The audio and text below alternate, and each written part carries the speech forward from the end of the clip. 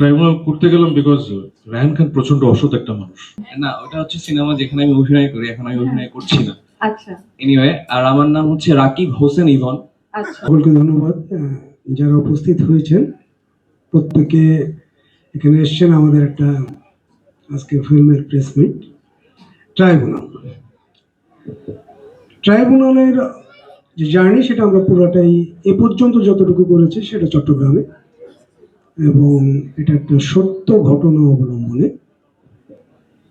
সেটার কাজ করতে যে অভিজ্ঞতা কি বলবো, মানে আমরা যে জানা সেটাই তো করছি, অভিনয়।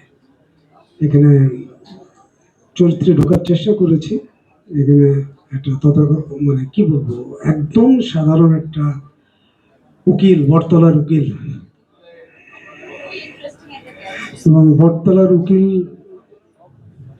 অদ্ভুত একটা চরিত্র। এটা আমি প্রথমেই ধন্যবাদ জানাবো আমাদের যে পরিচালক রায়হান ভাই, যে আমাকে এই চরিত্রের জন্য সিলেকশন করেছে। কিভাবে করলো তাও জানি না, হয়ে গেছে। ওনার সাথে আগেও আমার কাজের অভিজ্ঞতা, মৃধা বনাম মৃধা, যেটা দেখে আমার জাতীয় চলচ্চিত্র পুরস্কার প্রাপ্তি, সুতরাং তার প্রতি কৃতজ্ঞতা তো আমার আছেই। তো আবারও সেই টিমের সাথেই কাজ, এটা এক অদ্ভুত জার্নি। তো সব কিছু তো আমরা দেখবো আসলে স্ক্রিনে, তবে জার্নি যেটা করেছি যতটুকু করে এসেছি সেটার স্ক্রিনিং যেটা ফটোগ্রাফি বলেন, অ্যাক্টিং ওয়াইজ বলেন, আমরা চেষ্টা করেছি। আর উনি স্ক্রিনিংয়ে ওনার জাদুটা দেখানোর চেষ্টা উনি সবসময় করে, কারণ আমার কাছে উনি যে ডিওপি হিসেবে তো একদম মানে ম্যাজিক্যাল মানুষ। তো সেই ম্যাজিকটা আমরা অবশ্যই দেখব, সেটা ডিরেকশন, গল্প এবং ফ্রেমিং সবগুলোতেই। বেশ চমৎকার। এবং আপনি বটতলার উকিলের কথাটা বললেন। আমরা নর্মালি সিনেমাতে বটতলার উকিল বিষয়টা খুব একটা দেখি না কেন, কারণ আমরা দেখি যে সিনেমাতে গেলাম একটা অ্যাডভোকেট অফিসে বসে আছেন, তার কাছে যাচ্ছি। কিন্তু আমাদের খুব চিরচেনা একটা প্রেক্ষাপট হলো বটতলায় উকিল থাকে বাংলাদেশে, এবং সেখান থেকে মানুষ উকিল নিয়ে আসলে বেশ মজার কিছু অভিজ্ঞতা এবং সাথে বেশ সিরিয়াস কিছু কেসের কিছু গল্প সেখানে কিন্তু তৈরি হয় প্রতিনিয়ত। খুব চমৎকার একটা বিষয় জানতে পেরেছি। ট্রাইব্যুনাল যারা দেখতে যাবে তাদের জন্য কি মেসেজ, কোনো প্রিপারেশন আছে? প্রিপারেশন বলতে বলবো যে বাংলাদেশে অবশ্যই এইভাবে টোটালটা একটা কোর্টরুম ড্রামা ফার্স্ট, এটা হচ্ছে প্রথম নতুনত্ব পাবেন। এর আগেও হয়েছে, তবে পুরাটা এইভাবে আপনারা পাবেন না। আর সবচেয়ে বড় ব্যাপার হচ্ছে এটার বড় হিরো হচ্ছে এখানে স্টোরি টেলিংটা এমনভাবে করা যে প্রতি ভাজে ভাজে টুইস্ট, এবং প্রতি মুহূর্তে আপনাকে দেখার জন্য সিটে বসিয়ে রাখবে, এতটুকু আমি বলতে পারবো। মানে স্টোরিটা এখনো পর্যন্ত যতটুকু শ্যুট করা হয়েছে এবং টোটাল স্টোরি যেটা আমরা পড়েছি সেই জায়গা থেকে বলবো, এবং যেটা যতটুকু আমরা শুটিং উঠিয়ে নিয়ে এ পর্যন্ত আসা হয়েছে, এটা পুরোটাই এখনো পর্যন্ত খুবই খুবই ভালোভাবে আছে। অনেক অনেক ধন্যবাদ মিলন ভাই, অনেক ধন্যবাদ। আমরা কি ট্রাইব্যুনালেও এরকমই কোনো ক্যারেক্টার আপনাকে দেখতে পারবো? না, ওটা হচ্ছে সিনেমা যেখানে আমি অভিনয় করি, এখন আমি অভিনয় করছি না। আচ্ছা এনিওয়ে, আর আমার নাম হচ্ছে রাকিব হোসেন ইভন। আচ্ছা ওকে এনিওয়ে, ওকে, রাকিব হোসেন ইবনকে আমরা পেয়েছি। আমি জানতে চাই যে ট্রাইব্যুনালে আলাদা রকম কোন অভিজ্ঞতা হয়েছে অভিনয়ের ক্ষেত্রে, আসলে এটা কি চ্যালেঞ্জিং ছিল কিনা আপনার জন্য? হ্যাঁ, ট্রাইব্যুনাল আসলে একটা অদ্ভুত গল্প, একটা অদ্ভুত সিনেমা। সো এটার প্রথম থেকে যদি বলতে হয়, আমি যখন থেকে রিহার্সাল করা শুরু করি রায়হান খানের সাথে, আমি বেশ কিছুদিন কনফিউজ ছিলাম যে ভাই কি চাচ্ছেন, বলতেছেন না কিন্তু চাচ্ছেন। আমি তার সবকিছু দিয়ে বুঝতে পারছি উনি কিছু একটা চাচ্ছেন। তো আমি কনফিউজ ছিলাম। একটা সার্টেন টাইমে আমাদের একটা জার্নির পরে হুট করে মনে হয় যে না, এখন হয়তো হচ্ছে। এটা হচ্ছে রিহার্সাল ফেজ। আর শুটিং এর ক্ষেত্রে আমার সাথে যারা যারা কাজ করেছেন, এত চমৎকার চমৎকার বিউটিফুল কো অ্যাক্ট্রেসেস, মৌসুমী হামিদ, সায়রা, তানিয়া বৃষ্টি, আমার হয়তো ওকে জেসমিন নামে ডাকতেই বেশি ভালো লাগবে আর কি। তো ট্রাইব্যুনালের ব্যাপারে সহজ করে বললে, ট্রাইব্যুনাল একটা অদ্ভুত গল্প।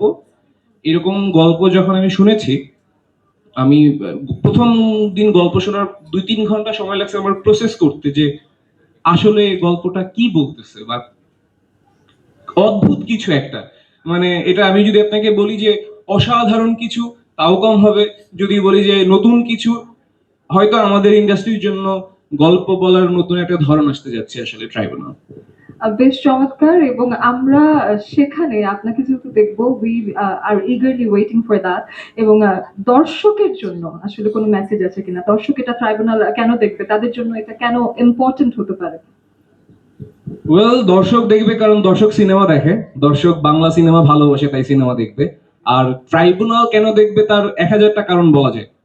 আমি যদি এই কারণটাও বলি যে ট্রাইব্যুনালে আমি আছি তাই দেখবে, বাহ। ট্রাইব্যুনালে তানিয়া বৃষ্টি আসছে তাই দেখবে, সায়রা আছে, সবাই, মানে 1000টা কারণ আছে। কিন্তু সবচেয়ে বড় যে কারণ, ট্রাইব্যুনালের গল্প এবং ট্রাইব্যুনালের মেকিং। আমরা যারা বিভিন্ন সময় বিভিন্ন ধরনের কথা বলি যে আমাদের দেশে কেন আমরা এটা পারছি না, পাশের দেশের বা বিভিন্ন ইন্ডাস্ট্রির রেফারেন্স দিয়ে আমরা মনে হয় ওই ব্যারিয়ারটা ট্রাইব্যুনালের মাধ্যমে একটা নতুন ভাবে ভাঙার শুরু করার দিকে আগাচ্ছি ইনশাল্লাহ। এবং আমি বিশ্বাস করি দর্শক যারা ট্রাইব্যুনাল দেখবেন, ট্রাইব্যুনাল দেখার পরে পরের কথা হবে। একটা রিকোয়েস্ট থাকবে ট্রাইব্যুনাল দেখার ক্ষেত্রে, প্লিজ যখন হলে আসবেন প্রথম সিন থেকে শুরু করে লাস্ট সিন পর্যন্ত দেখবেন। আপনি যে কোনো একটা সিন মিস দিলে গল্প বুঝবেন না। আচ্ছা, Difficult. এখন একটা লাস্ট প্রশ্ন ছোট করে উত্তর দিলেও হবে, তবে এই প্রশ্নটা আসলে আমার মাথায় আসলো। আপনি বলছিলেন যে আমি পারছি কিনা, মানুষটা খুশি হচ্ছে কিনা, সো ডিরেক্টর নিয়ে কথা হচ্ছে। আমি জানতে চাই, রায়হান খান কি তাকে বোঝা এটা কঠিন? তার সিনেমাতে সে কি চাচ্ছে আর্টিস্টের কাছ থেকে, এই বিষয়টার মেসেজটা নেওয়াটা কি কঠিন ছিল? আমরা দুইজন মানুষ বা ইন্ডিভিজুয়াল নিয়ে যখন কথা বলি, দুইজনের জ্ঞানের লেয়ার এক থাকে না। রায়হান খান যা ভাবছেন তিনি হয়তো মুখে আমাকে বলছেন না, বা তিনি যেটা দেখছেন আমি সেটা দেখতে পাচ্ছি না। এই লিমিটেশন সবসময় থাকে। আর রায়হান খান এত অদ্ভুত একটা চরিত্র। মৌসুমী বলে গেল সে একটা প্রেমিক, সে প্রেমিক, সে ডিরেক্টর, তিনি অসাধারণ ডিওপি, তার গল্প বলার ধরন অসাধারণ, তিনি মানুষ যেভাবে বোঝেন দেখেন বা মানুষকে যেভাবে আপন করতে পারেন। ট্রাইব্যুনালের সবচেয়ে বড় ম্যাজিক মনে হয় রায়হান খান আসলে। বাহ, বেশ চমৎকার, দ্য ম্যান, দ্য ম্যাজিক।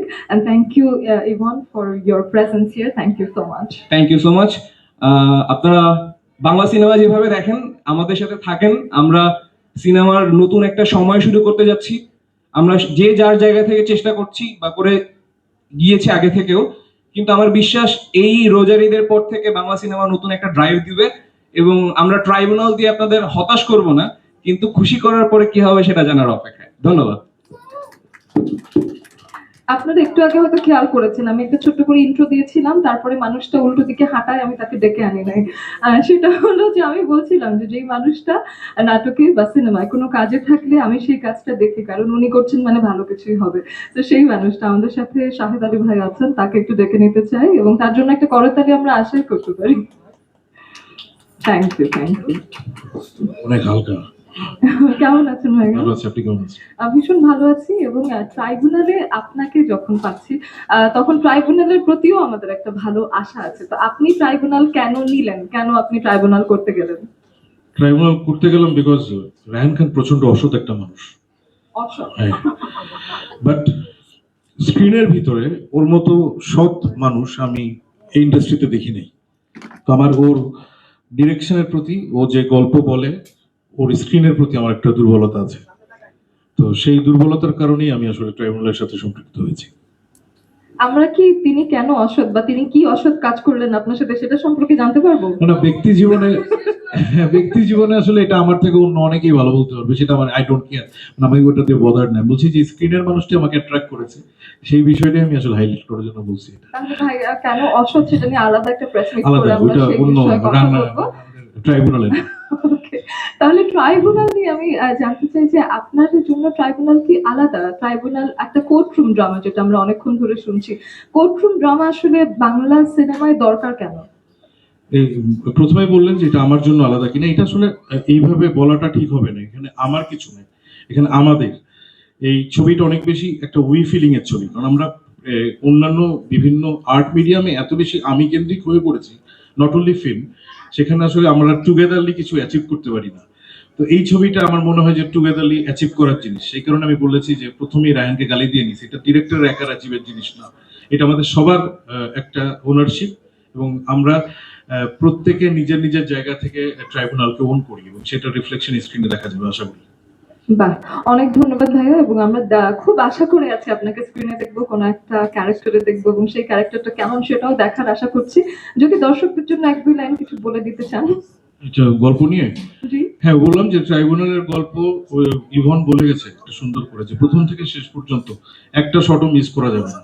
তো এটা ওর আহ্বান তো থাকছে, কিন্তু আমার বিশ্বাস দর্শক প্রথম থেকে দেখা শুরু করলে শেষ পর্যন্ত না যে ছবিটা ছাড়তে পারবে না। গল্প বলাটাই এইভাবে, এবং এই গল্পটা এতটা স্ট্রং একটা গল্প যে সিনেমা হলে দর্শক আসলে গল্প দেখতেই যায়, সেটা ট্রাইব্যুনাল আবার প্রমাণ করবে ইনশাল্লাহ। অনেক ধন্যবাদ ভাইয়া সময় দেওয়ার জন্য, অনেক ধন্যবাদ।